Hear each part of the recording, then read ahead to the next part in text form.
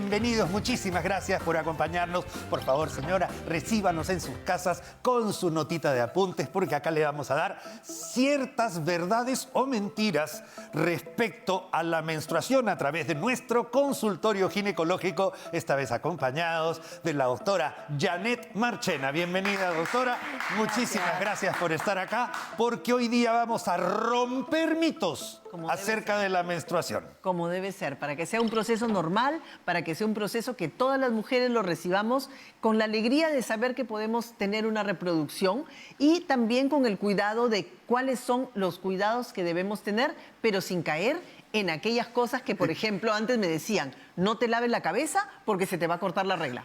Así es, no hagas mayonesa. Se te corta, exacto. Se te corta por la mayonesa. Hay que romper mitos y paradigmas. Y hay cosas que vienen, además, de tradición familiar, Así es, doctora. así Son cosas que se van heredando de generación en generación y no tienen ningún sustento científico. Así aunque a veces también hay que creerle a esas cositas que pueden ser buenos consejos. Pero por eso, hoy día, rompiendo mitos y paradigmas acerca de la menstruación. Adelante, primer mito. Veamos, ¿no puedes quedar embarazada si menstruas? Esta es una buena pregunta, doctora. Dos cosas. Primero, hay mujeres que ovulan durante la menstruación. ¿Cómo, doctora? O sea, ¿quiere decir que yo puedo estar ovulando y ser fértil mientras estoy sangrando? Sí, señora. Entonces, no sea usted tan confiada. Mujeres con ovario poliquístico, incluso se dice que cuando hay una gratificación sexual muy fuerte, va a haber una ovulación en ese momento, independientemente del momento del ciclo. Y además, otra cosa que también dice, no puedes quedar embarazada si menstruas. También una cosita para decir que si es que hay una regla que yo habitualmente la veo 3, 4 días y de buenas a primeras me viene un día, ojo, de repente ya estoy embarazada y sigo menstruando.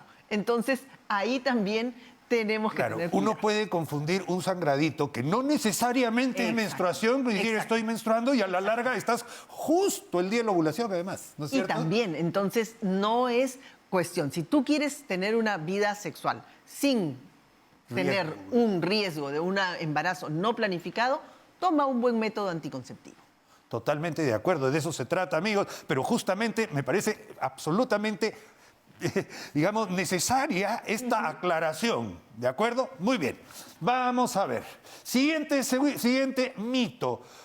Mire lo que dijimos alguna vez. ¿Los tampones quitan la virginidad? No, no es así. Los tampones son elementos hechos de un material muy blando, que es el algodón, y que van a estar en un pequeño contenedor, y hay diferentes tamaños. Hay desde los mini hasta los super, entonces uno tiene que buscar el tamaño de acuerdo a la edad que yo tengo, a la amplitud vaginal que yo también he explorado de repente durante mi aseo, etcétera. Entonces, esto no me va a quitar la virginidad.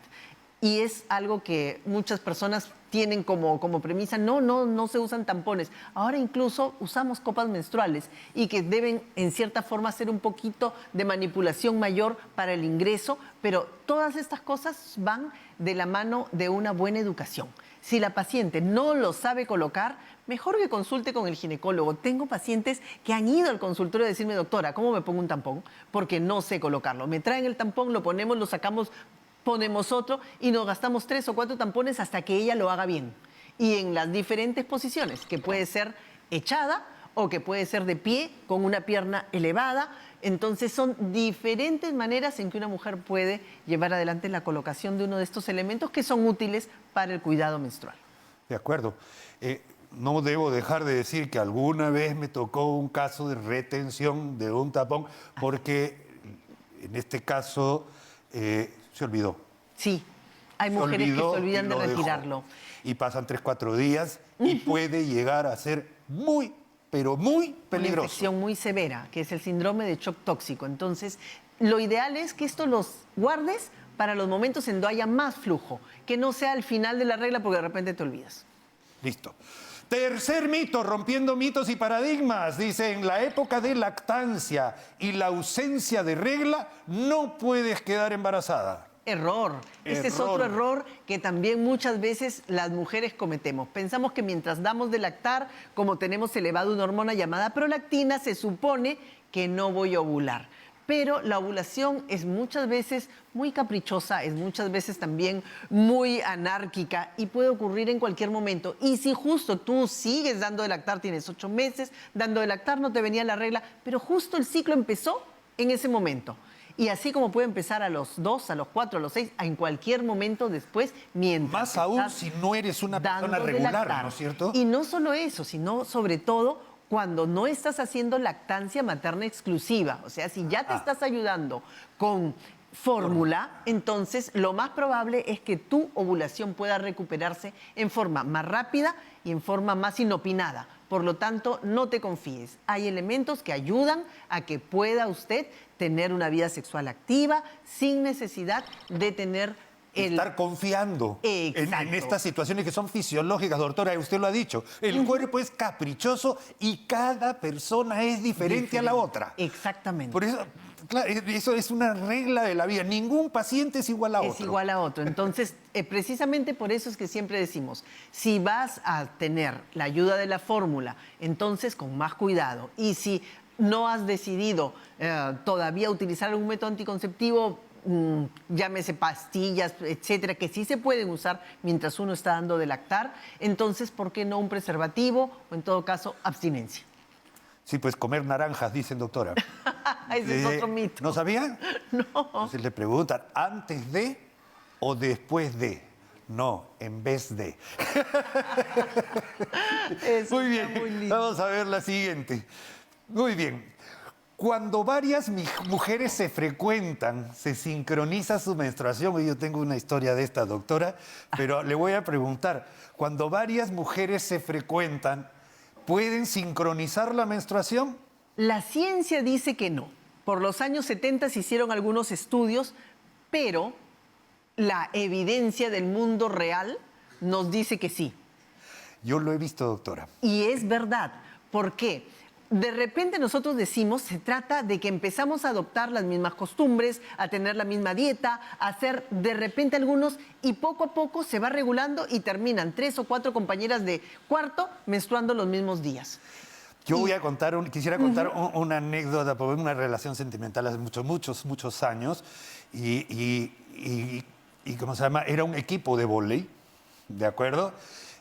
Viaje afuera, a Seúl, todo junto durante 4 o 5 semanas, y hubo un momento en que se sincronizaba tan bien todo el equipo que hasta en esto estaban sincronizadas todas las chicas. Así es, así es. De verdad, y es una cosa que hasta se me comentó en ese momento, estoy hablando de hace un montón de años, pero eso, o sea, sí pasa, pues. Sí pasa. Entonces, por eso siempre decimos, las estadísticas, los estudios científicos son estudios muy buenos, pero a veces la evidencia del mundo real nos da al traste con todos los estudios y terminamos de verdad viendo mujeres que se sincronizan. Entonces, creemos nosotros que se basa básicamente en que tenemos más o menos las mismas rutinas. Las mismas costumbres, mismo estrés. Mismo estrés. Y al tener esto, vamos a sincronizarnos y sabemos pues que somos las mujeres de los pocos mamíferos que menstruamos. Las musarañas menstruan los murciélagos y los primates. El resto no. Todos los días se aprende algo nuevo en este programa. Así que, amigos, espero que hayan tomado nota. Esto ha sido Rompiendo Mitos y Paradigmas respecto a la menstruación. Aprendemos todos los días y espero que ustedes también en sus casas. Gracias, doctora Marchena. Regresamos con más de nuestro programa enseguida. En principio, una mujer va a subir de peso, pero no por la cantidad de cosas que debe estar comiendo, por 2, sino por un efecto fisiológico del organismo. ¿Está de acuerdo? Totalmente de acuerdo. ¿Cómo estás, Tomás? Un gusto de poder compartir este tema tan importante que a veces podemos causar, no sé, ansiedad, ¿no? Podemos referir a la mamá que debe comer por 2, cuando en realidad necesita solamente agregar 300 a 400 kilocalorías, que como lo podemos visualizar es como un pan con queso, un pan de repente con palta, ¿no? Entonces es la cantidad adicional, no es comer por 2. No es comer doble plato de entrada, doble plato de segundo, doble... No se trata de eso porque finalmente la obesidad en el embarazo es muy dañina. Totalmente de acuerdo. Totalmente dañina. Entonces, ¿cómo podemos decir cuál es la alimentación en gestantes? Lo ideal, doctora, desde nuestro concepto, es que una mujer debe estar preparada para poder estar en el maravilloso mundo de la gestación. Así es, cuando la mujer decide que va a ser madre, debe preparar su cuerpo, ¿no? Entonces, prepararlo con nutrientes necesarios para el crecimiento del nuevo feto, ¿no? Entonces, ¿cuáles son esos alimentos importantes que no debe faltar? Son alimentos fuente de proteínas, vitaminas, minerales, ¿no? Entonces, debe ser como un abanico de nutrientes para poder lograr tener todos los nutrientes necesarios para lograr justamente un niño sano. Niño sano. Si uno es diabético a los 40 años, difícil que llegue a los 80. Si uno es diabético a los 40 años, lo más probable es que a los 60, 65 años esté falleciendo. Es diferente debutar con diabetes a los 65 años que a debutar a los 40. A los 40 años, si yo fuera diabético, yo sí me sometería a una cirugía metabólica. Económicamente es mejor para el bolsillo del paciente también, ¿no? Porque es un gasto que uno hace, pero a la larga es mucho mejor, ¿no? Vas a dejar, no, doctor, voy a tomar vitaminas de por vida. Primero, que no tomas vitaminas de por vida. Tomas 2, 3 años vitaminas y la mejor vitamina después es la olla, ¿no? La olla. Y segundo, que es mejor tomar vitaminas que a los 60 años estarte inyectando 2, 3 veces al día insulina, ¿no? Entonces hay que compensar todo eso, ¿no? De acuerdo. Doctor Rajut, como para ir cerrando el tema de la cirugía metabólica versus lo que se llama la cirugía, dentro de la cirugía bariátrica está la cirugía metabólica, ¿no es cierto? Así es, la cirugía bariátrica es la especialidad y tiene un montón de alternativas, ¿no? Balón, manga, bypass, cirugía metabólica. Dime, ¿el magnesio sirve o no sirve como suplemento, digo? ¿Podrías contestarnos así, más o menos claramente, si sirve o no sirve? Ya el magnesio es muy importante, ya que participa inclusive en más de 300 funciones que cumple nuestro cuerpo. Ahora, el magnesio lo necesitamos, sí, pero también lo obtenemos de distintos tipos de alimentos. Difícilmente vamos a hacer déficit del micronutriente, ya que lo encontramos en verduras verdes, legumbres, todo ello.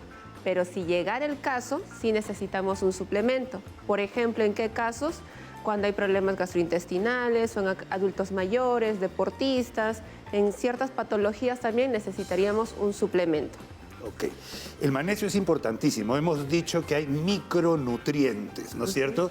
Y hay incluso algunos micronutrientes que se llaman oligoelementos, ¿no es cierto? Que son elementos o nutrientes, micronutrientes, que en pequeñísimas cantidades son absolutamente indispensables para nuestro buen funcionamiento. ¿Es correcto? Exacto, ya que son pequeños pero indispensables. Por ejemplo, en lo que es el magnesio necesitamos aproximadamente de 400 a 300 miligramos por día. Pero ahora esto no es una dosis estándar para todo. Depende si es que es varón, mujer, gestante, niño, todo eso, el requerimiento es distinto.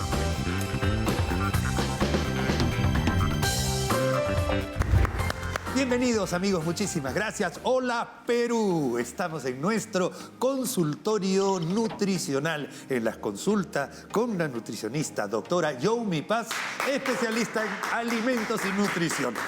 Queridos amigos, el tema que vamos a tocar, como todo en nutrición, porque somos realmente lo que comemos, es el tema de la señora gestante, de la joven mujer, de la mamá que está embarazada y que antes se decía que tiene que comer por 2, cosa que en realidad no es así. Y queremos romper este mito con la doctora Yomi Paz. Bienvenida, gracias Yomi por hablar.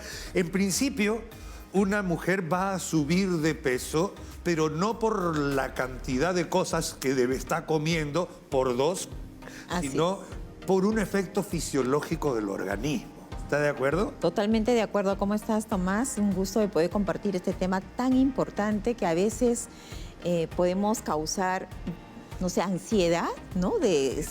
Pudiendo referir a la mamá que debe comer por 2, cuando en realidad necesita solamente agregar 300 a 400 kilocalorías, que como lo podemos visualizar es como un pan con queso, un pan de repente con palta, ¿no? Entonces es la cantidad adicional, no es comer por dos. No es ojo comer con ello. doble plato de entrada, doble plato de segundo, doble... No se trata de eso porque finalmente la obesidad en el embarazo es muy dañina. Totalmente de Es acuerdo. totalmente dañina. Entonces, ¿cómo podemos decir cuál es la alimentación en gestantes? Lo ideal, doctora, desde nuestro concepto, es que una mujer debe estar preparada para poder estar en el maravilloso mundo de la gestación. Así es, cuando la mujer decide que va a ser madre, debe preparar su cuerpo, ¿no? Entonces, prepararlo con nutrientes necesarios para el crecimiento del nuevo feto, ¿no? Entonces, ¿cuáles son esos alimentos importantes que no debe faltar? Son alimentos fuente de proteínas, vitaminas, minerales, ¿no? Entonces, debe ser como un abanico de nutrientes para poder lograr tener todos los nutrientes necesarios para lograr justamente un niño sano. Niño sano, eso es.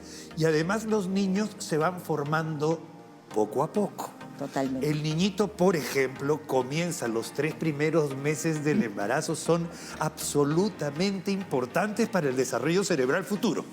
¿No es cierto? O sea, y ahí hay que incluir, por ejemplo, B12, B6, vitaminas y El ácido fólico. El ácido fólico, fundamental, que son alimentos básicos para que dentro de la barriguita de la mamá ese niñito tenga los elementos necesarios para formar órganos sanos en el futuro. Totalmente de acuerdo. Y qué tan importante es cuando la mamá tiene esa ansiedad de querer comer, ¿no? Entonces es la oportunidad de alimentarse con frutos secos. ¿Por qué?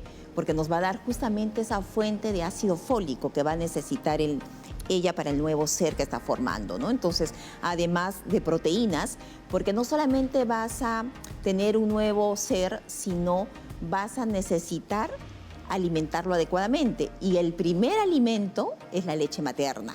Necesitamos consumir proteínas de alta calidad que va a ayudar a tener una leche materna de mejor calidad, mejor, con mejor nutrientes para que este niño pueda lograr saciarse, ¿no? Y la grasa necesaria, porque la grasa es también es importante. importantísima, ¿no? Entonces, en la leche materna. Todo lo que la mamá consume alimenta al bebito, ¿no es cierto? Hasta que el bebito nace y se prende de la glándula mamaria del mamífero, que es la leche. Pero la calidad con la cual sale esa leche depende de la alimentación de la madre. Y además sabemos, doctora, que una mamá desnutrida o malnutrida, probablemente con anemia, va a generar un niñito que tiene anemia casi al nacer. Entonces, ¿cómo hacemos ese balance? En la nutrición materno-infantil. Para eso, además, existe en los centros de salud centros donde hay información específica que diga cómo debe ser mi plato de nutrientes para poder ser una mamá saludable y traer al mundo un niño saludable. Totalmente con ello, porque es importante por eso visitar al puesto, al centro de salud, porque ahí vamos a encontrar la orientación necesaria, porque es diferente una orientación general a una orientación personalizada, ¿no? Entonces, porque los requerimientos son distintos. No todos los alimentos le van a caer bien a una persona igual a la otra, ¿no? Entonces son distintos organismos que van a necesitar también distinta cantidad de energía, de proteínas, y por eso es importante tener un monitoreo o una vigilancia nutricional personalizada. Perfecto. Una mamá no debe subir mucho de peso. Uno no ve la nutrición en el peso de las personas. Así Esa es otra de las cosas, porque antes se decía, mira qué gordito este niñito, está bien nutrido. Y ahora se sabe que eso no es buena nutrición. Sí, ese es otro de los problemas que tenemos acá en el Perú, el tema de la obesidad y el sobrepeso, ¿no? Entonces, estamos en promedio más de un 40% con niños con problemas de sobrepeso y obesidad. Entonces, porque a veces se piensa que, como bien lo referiste, que un niño bonito es un gordito, ¿no? Entonces hay que tener cuidado con eso, hay que dar solamente los nutrientes necesarios, o a veces se piensa, no, cuando va a crecer se va a estirar. Pero, doctora, es muy frecuente ver niñitos gorditos con anemia.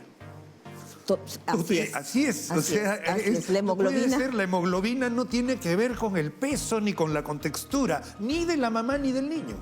Y no con los alimentos que el niño está consumiendo, ¿no? Entonces, porque de repente no le estamos dando los alimentos necesarios para poder incrementar ese nivel de hemoglobina, ¿no? Entonces, ahí es importantísimo elegir alimentos que son ricos y fuentes en hierro, ¿no? Tenemos mollejas, diversas preparaciones, incluso hoy en la sangrecita se puede consumir en soufflés, se puede consumir hasta en postres.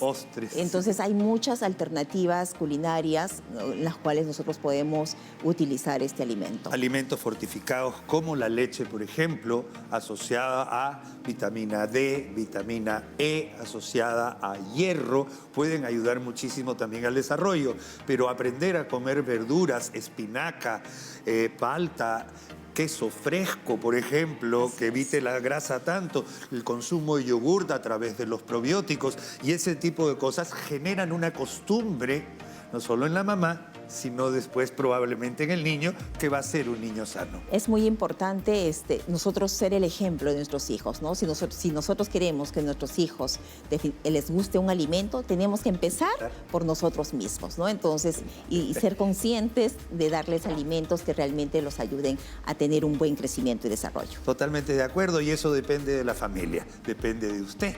Depende de lo que usted pueda compartir con su familia. Muchísimas gracias, queridos amigos. He sido la doctora Yomi Paz. Saludos, doctora, muchas gracias. Nosotros regresamos con más enseguida. Si uno es diabético a los 40 años, difícil que llegue a los 80.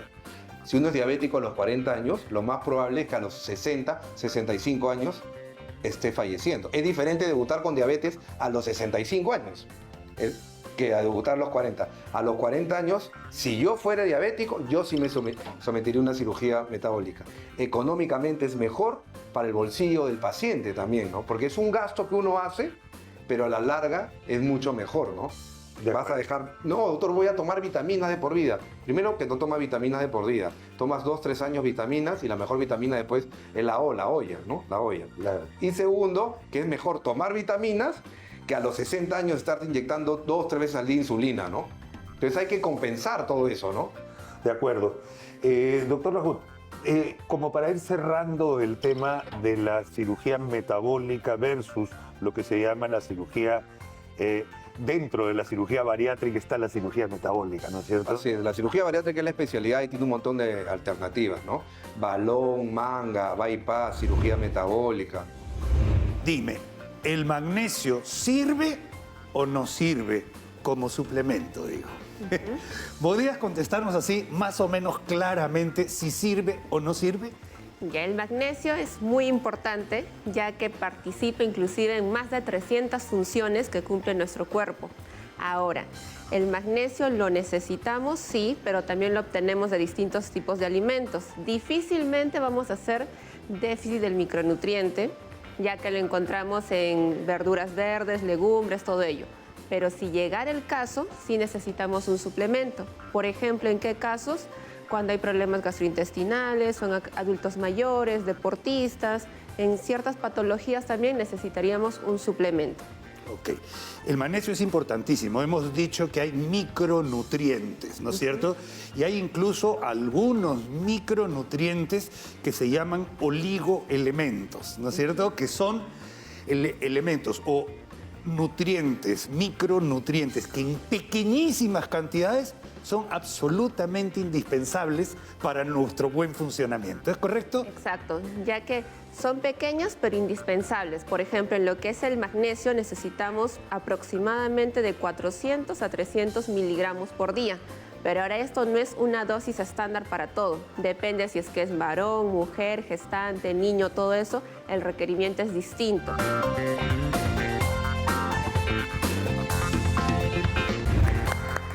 Hola amigos. amigos, tuvimos oportunidad de estar en el consultorio del doctor Antonio Lajut, subespecialista en cirugía bariátrica, cirugía en realidad metabólica.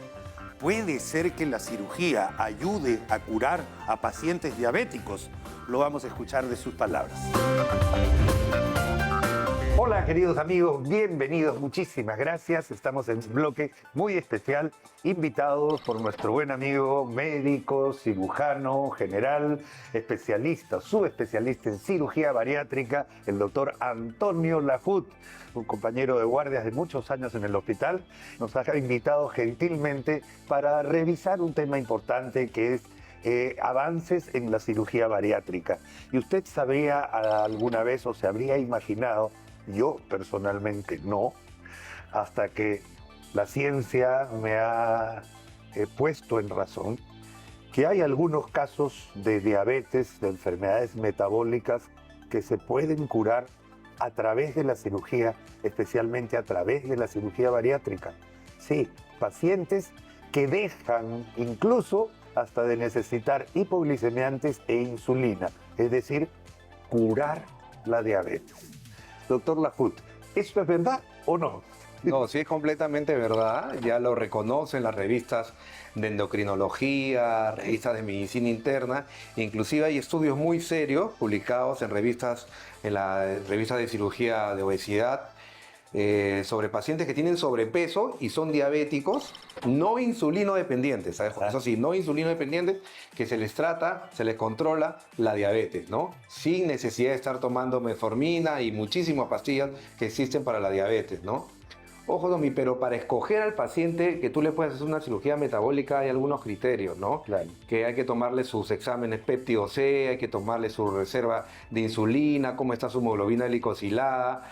No todos los pacientes califican, sobre todo los que tienen más de 10 años de diabetes, Claro. ¿no? Exacto, es correcto, porque el cuerpo se adapta. O sea, así es. Y esa es una de las cosas, el cuerpo se va adaptando a cierta condición y eso ya prácticamente no se puede revertir. Así es, la diabetes es una enfermedad crónica, Crónica. y con el tiempo deja daño, nos va dejando daño, ¿no? A más tiempo, más daño hay en multiorgánico, ¿no? Hay problemas en el riñón, hay problemas en el corazón, hay neuropatías diabéticas, que muchas veces el paciente me dice, doctor, pero me va a revertir, tengo 25 años diabético. Yo le digo, la verdad, va a ser difícil, pero si tú tienes menos de 10 años de diabetes, lo más probable es que te olvides de la diabetes después de la cirugía bariátrica, cirugía metabólica, ¿no? De la cirugía metabólica. Existen tipos de cirugía, doctor, especialmente aquellas que reducen no solo el trabajo del intestino delgado, que es donde generalmente se absorben muchos de los nutrientes, ¿no? Y al bypassear ciertas zonas, el paciente deja de absorber ciertos nutrientes. ¿Va por ahí la cosa? Explícanos Sí. un poquito, por favor, especialmente para las personas que nos están viendo, ¿a qué se le llama cirugía metabólica?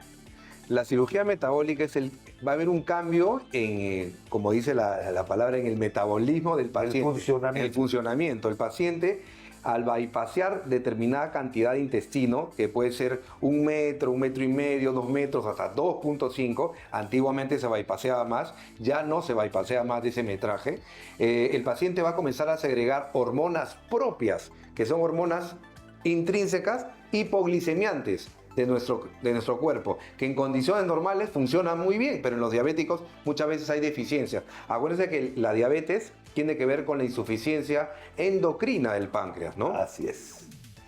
Claro, porque el páncreas tiene dos funciones, dos funciones, exocrina y endocrina. Endocrina, función exocrina a través del jugo pancreático para Péptidos, ¿no? etcétera, ¿no? Para digerir los alimentos. Y la endocrina es la insulina. La insulina, exacto. Y la insulina va perdiendo calidad y va perdiendo función. Claro, y la célula también se vuelve más resistente con los años, ¿no? Se vuelve resistente a que la insulina... Le afecte. No, la insulina, ¿qué hace? Mete glucosa a la célula. No está en el torrente sanguíneo. Hablamos de todas las células, como le digo a los pacientes. La célula del ojo, la célula del corazón, del apéndice, el cerebro, de todos lados. Pero llega un momento en que ya se vuelve tan resistente que la célula no permite que le meta glucosa, ¿no? Entonces es lo que se llama resistencia a la insulina, que es el paso previo a ser un paciente diabético, ¿no? De acuerdo. Esos son los mejores casos para manejar, ¿no es cierto? Así es. En la cirugía metabólica. De inicio hasta los primeros 10 años, ¿no? Ahora, el sobrepeso. ¿Cuánto es el límite para decir tú tienes sobrepeso, tú tienes obesidad mórbida? Porque no estoy muy de acuerdo en operar pacientes que no tienen que operarse necesariamente. Y ahí hay una discusión. Sí, o sea, si hablamos específicamente de la cirugía metabólica, se puede hacer en pacientes con sobrepeso, o sea, entre 25 y 30 de índice de masa corporal con diabetes. Cuando uno ya tiene obesidad de 30 a 35 y cuando tienes obesidad mórbida por encima de 40. Ojo que yo he operado pacientes de superobesidad que tienen por encima de 50 y diabéticos y van excelentes no solamente con la bajada de peso. Para responder tu pregunta, Tommy, de que dices de que no estás muy de acuerdo en operar pacientes no diabéticos, ¿te refieres? Con sobrepeso, pasarle la manga. Yo tampoco, ¿no? Pacientes con sobrepeso que no llega a obesidad, no puedes hacerle la manga, ¿no? Hay otras alternativas, ¿no? Hay gente, por ejemplo, que yo he visto que le gusta comer, ya vamos a decir así, señora, no sé, a usted, a su esposo, que le gusta comer y probablemente su principal hobby sea la comida, pero tiene un peso relativamente normal. Si uno le corta el estómago es como cortarle la pierna a un futbolista. O sea, hay que estar recontra preparado para manejar esas cosas. Y eso comienza acá. Y el cerebro no se puede operar. Así es, la cirugía bariátrica no te opera el cerebro, te opera... Exacto, ¿no? Eso es lo que quería llegar al tema. La cirugía bariátrica no te opera el cerebro y para operarte tienes que estar convencido de que ese es el camino que quieres. Claro, es la mejor herramienta para perder peso, pero hace 2 días vi una chica de 22 años, 1,62, 68 kilos, y me busca con su mamá para que yo le haga la manga. Le digo, no puede, pero doctor, ¿qué alternativas me da? Hay otras alternativas, se puede poner un balón intragástrico si quiere perder unos 6, 7 kilos, ¿no? Ahí sí que es un procedimiento mínimamente invasivo por la boca, que después lo elimina, es aceptable, pero no le vas a hacer por 8 kilos de más una manga gástrica. Ojo, cuando tú te sometes a una cirugía bariátrica es que todas tus alternativas ya las agotaste. Ya hiciste dieta, nutrición. Ya hiciste dieta, generalmente no funcionan, pero ahí es donde tienes que ir con ayuda de un nutricionista y con el apoyo de un psicólogo para ver y mejorar, porque como bien has dicho, la cirugía bariátrica no opera el cerebro y ahí es donde uno tiene que empezar.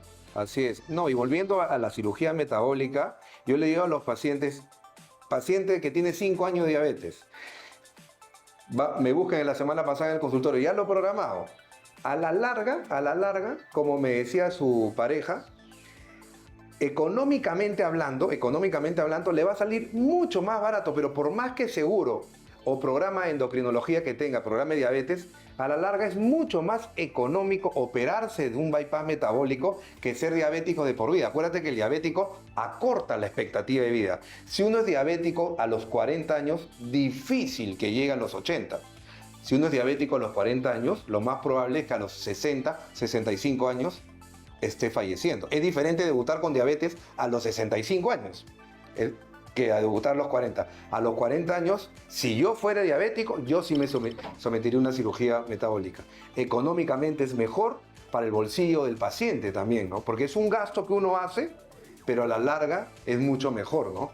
Vas a dejar, no, doctor, voy a tomar vitaminas de por vida. Primero que no tomas vitaminas de por vida. Tomas 2, 3 años vitaminas y la mejor vitamina después es la olla, ¿no? La olla. Claro. Y segundo, que es mejor tomar vitaminas que a los 60 años estarte inyectando 2, 3 veces al día insulina, ¿no? Entonces hay que compensar todo eso, ¿no? De acuerdo. Doctor Rajut, como para ir cerrando el tema de la cirugía metabólica versus lo que se llama la cirugía, dentro de la cirugía bariátrica está la cirugía metabólica, ¿no es cierto? Así es, la cirugía bariátrica es la especialidad y tiene un montón de alternativas, ¿no? Balón, manga, bypass, cirugía metabólica, ¿no? De acuerdo. Acá, amigos, estamos...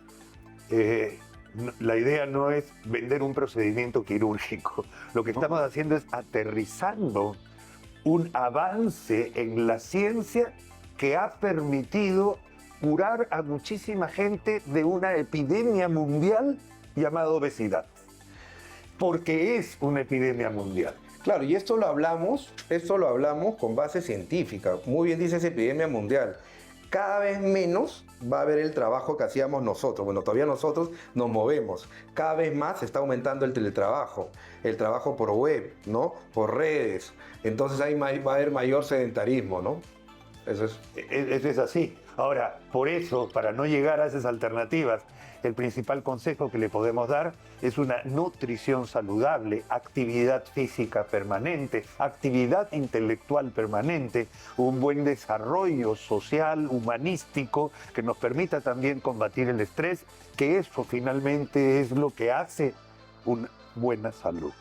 La salud no solamente es ausencia de enfermedad. La salud tiene que ver con nuestro entorno, nuestra forma de ser y un estilo de vida saludable.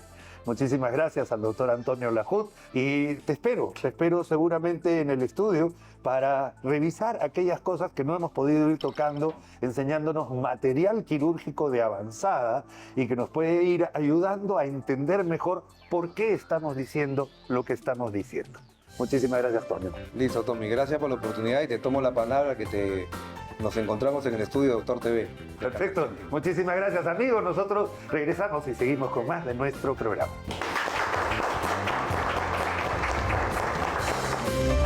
Muchísimas gracias, Tudito. Muchas gracias, doctor Lajut. Ha sido súper interesante. Regresamos enseguida con más de nuestro programa.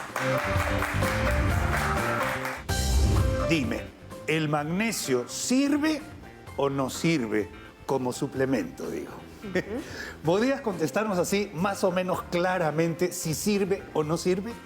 Ya el magnesio es muy importante, ya que participa inclusive en más de 300 funciones que cumple nuestro cuerpo. Ahora, el magnesio lo necesitamos, sí, pero también lo obtenemos de distintos tipos de alimentos. Difícilmente vamos a hacer déficit del micronutriente, ya que lo encontramos en verduras verdes, legumbres, todo ello. Pero si llegara el caso, sí necesitamos un suplemento. Por ejemplo, ¿en qué casos? Cuando hay problemas gastrointestinales, son adultos mayores, deportistas, en ciertas patologías también necesitaríamos un suplemento. Ok. El magnesio es importantísimo. Hemos dicho que hay micronutrientes, ¿no es cierto? Y hay incluso algunos micronutrientes que se llaman oligoelementos, ¿no es cierto? Que son elementos o nutrientes, micronutrientes, que en pequeñísimas cantidades son absolutamente indispensables para nuestro buen funcionamiento. ¿Es correcto? Exacto, ya que son pequeños pero indispensables. Por ejemplo, en lo que es el magnesio necesitamos aproximadamente de 400 a 300 miligramos por día. Pero ahora esto no es una dosis estándar para todo. Depende si es que es varón, mujer, gestante, niño, todo eso, el requerimiento es distinto.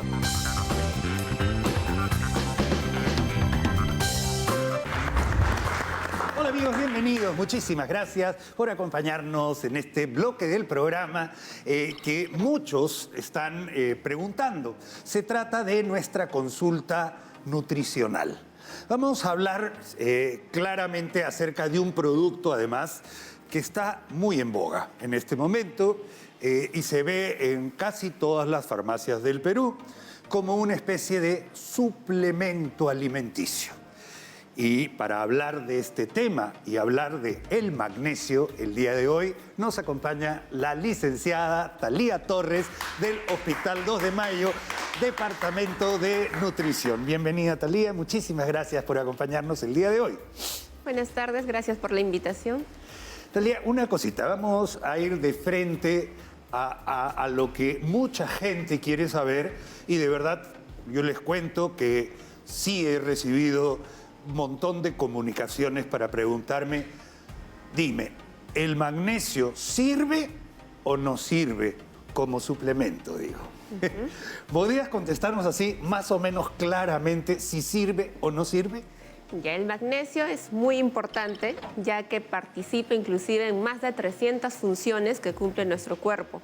Ahora, el magnesio lo necesitamos, sí, pero también lo obtenemos de distintos tipos de alimentos. Difícilmente vamos a hacer déficit del micronutriente, ya que lo encontramos en verduras verdes, legumbres, todo ello. Pero si llegara el caso, sí necesitamos un suplemento. Por ejemplo, ¿en qué casos? cuando hay problemas gastrointestinales, son adultos mayores, deportistas. En ciertas patologías también necesitaríamos un suplemento. Ok. El magnesio es importantísimo. Hemos dicho que hay micronutrientes, ¿no es cierto? Y hay incluso algunos micronutrientes que se llaman oligoelementos, ¿no es cierto? Que son elementos o nutrientes, micronutrientes, que en pequeñísimas cantidades son absolutamente indispensables para nuestro buen funcionamiento. ¿Es correcto? Exacto, ya que son pequeños pero indispensables. Por ejemplo, en lo que es el magnesio necesitamos aproximadamente de 400 a 300 miligramos por día. Pero ahora esto no es una dosis estándar para todo. Depende si es que es varón, mujer, gestante, niño, todo eso, el requerimiento es distinto. Y según sus necesidades podemos optar la necesidad de dar un suplemento o modificar cierto tipo de alimentos. Cierto tipo de alimentos. Por ejemplo, uno transpira y si transpira en exceso, está eliminando una fuerte cantidad de magnesio. Entonces requiere de reposición, ¿no es cierto? Alguien que corre maratones, por ejemplo, ¿no es cierto? Por ello es que los deportistas necesitan la suplementación del magnesio. Igual que en adultos mayores ya disminuye la absorción. No quiere decir que lo no necesiten, solo que tienen menor porcentaje de absorción y por eso hay que darle el suplemento. De acuerdo. Hay otra cosa.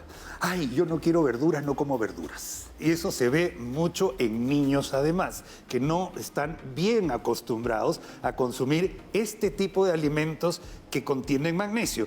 Yo les quiero explicar a nuestros amigos que el magnesio que tienen estos vegetales se obtiene de la tierra misma, ¿no es cierto? Y eso es una cosa que es maravillosa, porque la tierra es la que tiene el magnesio y el vegetal lo recoge de la tierra y lo tiene en sus hojas. Claro, por eso es que lo vemos el magnesio más en hortalizas de color verde oscuro, las hojas, ahí es donde vamos a encontrar mayor concentración de magnesio. Pero también a la par lo podemos encontrar en lo que son los cereales integrales, que difícilmente hay un buen consumo también de productos integrales. Perfecto. Hay una dosis requerida, nos has dicho más o menos 400 a 500... A 300, de 300 a 400 miligramos por día que necesitamos. Por día, que equivaldría a cuánto en un plato de, por ejemplo, espinaca o de alguna otro hortaliza o vegetal color verde oscuro. Se dice que tiene que ser la mitad del plato, que es como una dieta mediterránea, que por lo menos 100 gramos tiene que ser de verduras, que tiene que estar en nuestro consumo diario. Pero ahora no solamente es del vegetal, que tiene que ir acompañado con la legumbre o con los cereales que puede ir consumiendo. Es una cosa espectacular porque, la verdad, el emprendimiento de un doctor que todos conocemos a la larga sí puede facilitar o dar un aporte nutricional como suplementación a aquellas personas que lo necesitan sobre todo. ¿Qué sucede con el exceso de magnesio? Lo bueno es que nuestro cuerpo es sabio y el exceso de magnesio lo va a ir eliminando por la orina. No hay problema de que se acumule, de que vayamos a tener algún malestar ni nada de eso. Exceso eliminado por la orina. Nuestro cuerpo va a absorber solamente lo que necesita y lo que requiere de magnesio. Genial. Lo mismo sucede con la vitamina C, por ejemplo, ¿no es cierto? O sea, uno no puede decir te intoxicas por vitamina C, no, porque al ser una vitamina hidrosoluble se disuelve en agua y se elimina a través de la orina. Ok, entonces la sobrecarga de magnesio a la larga no llega a ser un problema, por lo tanto el producto, el magnesio como un suplemento puede ser bueno, pero magnesio solo tampoco es, ¿no es cierto? Esa es la cosa. Por eso es de que vemos distintos tipos de magnesio, hay más de 8 tipos de magnesio. Tenemos lo que es el citrato de magnesio, carbonato, oxalato, lactato de magnesio, distintos tipos de magnesio. Ahora vamos a utilizar según nuestras necesidades que tenemos, ya que uno no va para todo. Uno no va para todo. Y claro, si usted hace ejercicio, queridos amigos, si usted hace una actividad exigente, muchas horas sin dormir, también es importante eso, porque si usted hace guardias nocturnas, como he hecho la mayoría en mi vida, ¿no es cierto? Por ejemplo, uno va a tener un mayor requerimiento de magnesio, porque incluso hasta la musculatura va sufriendo, porque el magnesio ayuda como relajante.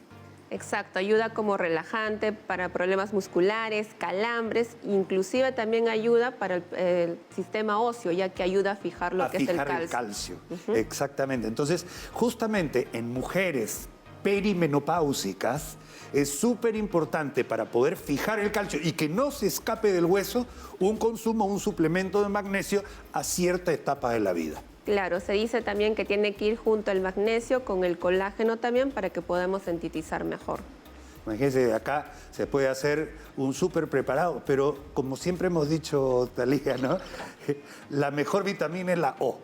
De la olla. De la olla, exactamente, de eso. Así que ya lo sabe, incluya dentro de su comida casi de manera obligatoria vegetales, legumbres, cereales, proteína, grasa, que también es importante, y una porción más reducida de carbohidratos para tener todos los macronutrientes, y dentro de ellos están los micronutrientes. Y el magnesio es un elemento químico fundamental para muchas funciones de nuestro cuerpo. Más de 300 nos ha dicho Thalía. Claro, también ayuda para problemas de ansiedad, depresión, el estado de ánimo, ya que actúa también con los neurotransmisores, la serotonina, para que estemos tranquilos.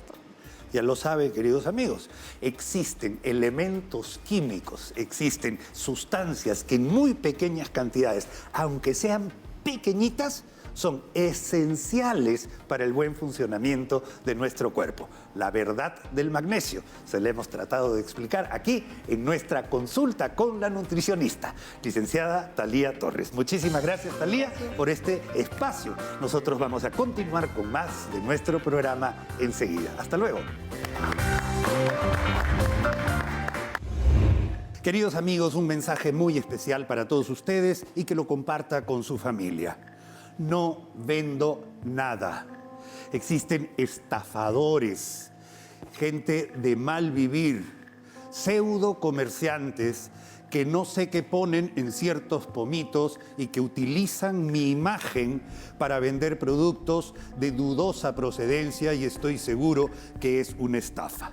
A través de redes sociales e inteligencia artificial, logran hacer que personajes importantes de nuestra vida cotidiana y de nuestra historia digan que yo puedo, por ejemplo, curar la diabetes con una pastilla, o que puedo quitarle a usted la artritis o los dolores articulares con otro de estos contenidos que pueden llegar a ser hasta basura. La verdad es que no crea en esto. Nosotros no vendemos ningún medicamento y además no somos dueños de la verdad tampoco. Así como cualquier científico, cualquier persona, nosotros nos basamos en evidencia para poderle dar a ustedes explicaciones lógicas y científicas sobre cómo funciona el cuerpo humano. Amigo, no se deje engañar. Y esto lo mismo lo digo para algunas personas que están yendo especialmente al consultorio pidiendo que por favor les venda la pastillita mágica. Eso no existe. No se deje estafar. Nosotros nos vamos a despedir el día de hoy. Muchísimas gracias, queridos amigos, por habernos acompañado. Si les gustó el programa de hoy, el día de mañana va a ser mucho mejor.